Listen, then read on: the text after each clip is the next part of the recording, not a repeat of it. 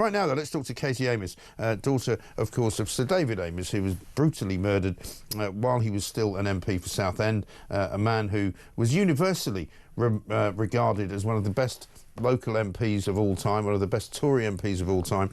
A wonderful father, a wonderful man, it would seem, to all the people who knew him. David's daughter, Katie, has been talking an awful lot about him recently because of the horrible business in the Southport story, the Southport killer. Because, of course, Prevent played a massive role in his death as well. Let's find out what she wants to say. Katie, very good morning to you.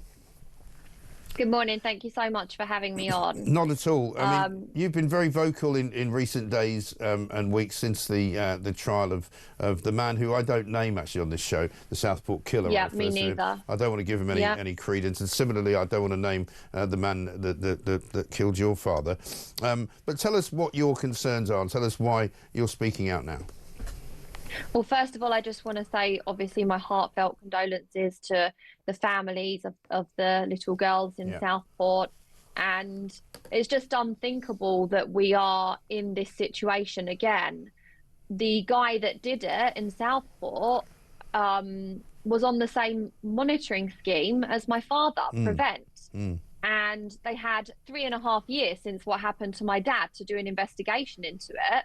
And they repeatedly ignored my questions about doing one. And now we're in the same situation again. These aren't isolated incidents. We are seeing repeated failings of Prevent over and over again. The attacks in London Bridge, the attacks in Streatham, the friends that were attacked in a park, the London Bridge bomb that was detonated. It's just beyond stupidity that we are constantly having the same conversation. And thankfully, Southport is going to have an inquiry, and I'm so glad for those families that they get the opportunity to have one.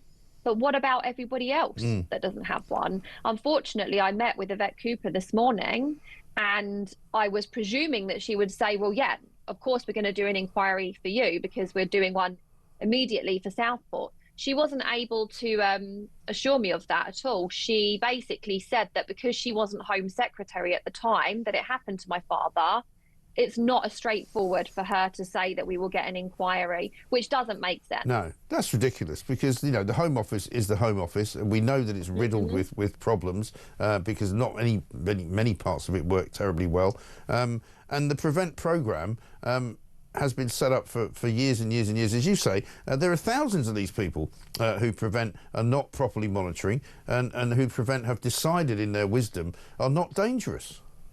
Yeah, it's just repeated failings time and time again. And until we do an inquiry into each individual case, we're not going to be able to get to the bottom of what's going wrong. So we're going to find ourselves in this situation time and time again. And the government can't pick and choose who they're going to help. If they're going to help one set of people, they need to help everybody. So I don't accept the fact that because she wasn't Home Secretary at the time, we won't get an inquiry. That's not how it works. People have launched inquiries into previous government's actions. And that's the Post Office inquiry for a start. The Post Office inquiry is about all sorts of different governments who are responsible for it. So that is completely a red herring, isn't it, to hide behind? Absolutely. And, you know, I've been in tears because I just think the Conservatives wouldn't help me. I thought the Labour government would help me, but it doesn't seem like they are going to. I tried to take it through the court system. I've tried to launch an independent police complaint, which has just been completely ignored. It's like nobody wants to find out what went wrong, and I'm just asking why. What is it that happened that we aren't allowed to know as a family?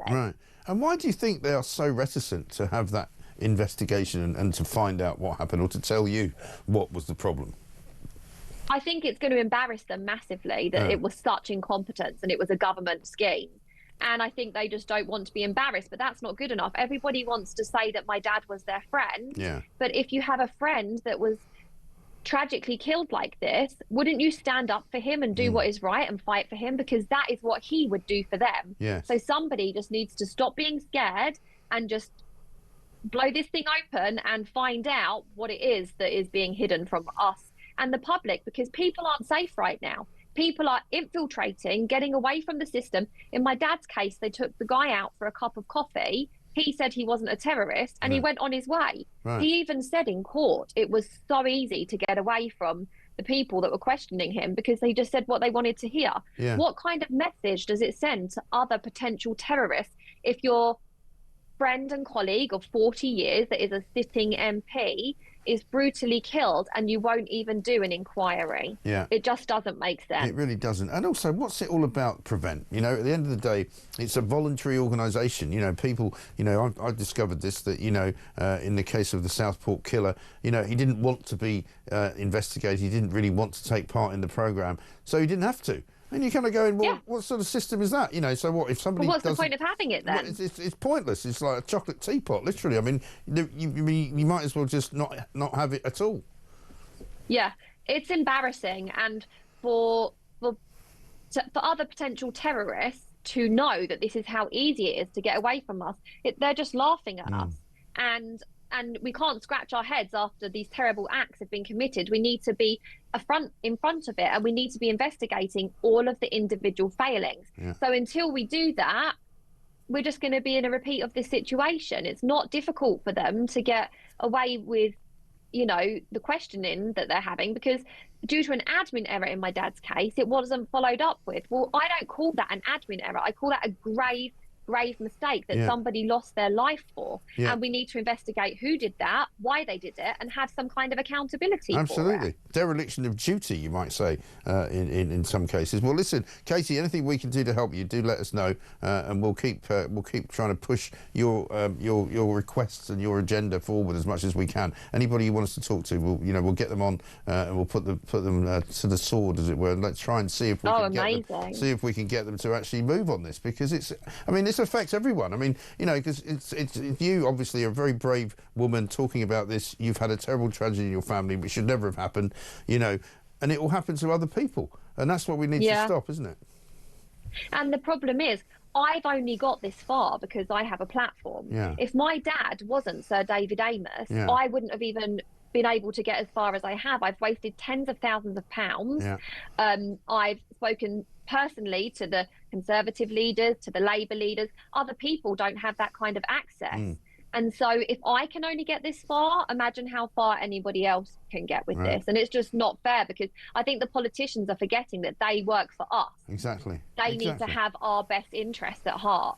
So something needs to change, and I'm not accepting no for an answer, and I will fight until the end, and I will get the answers that I deserve for my dad. Yeah, I'm sure you will. And anything, as I say, we can do, Katie, we'll be very happy to do it. Good to talk to you, and good luck. Thank you very much indeed. Katie Amess, daughter of Sir David Amess, who was so terrible. What a waste of a life. I mean, the guy was right in the middle of his life, right in the prime of his life. He was doing a great job for his constituents in Southend, and as Katie says, everybody loved him. Everybody wanted to be his friend. Well, it's time they did something, and it's time they looked into Prevent and why it is so useless and why it is such a hopeless organisation, despite what my Lord Carlisle told me the other week.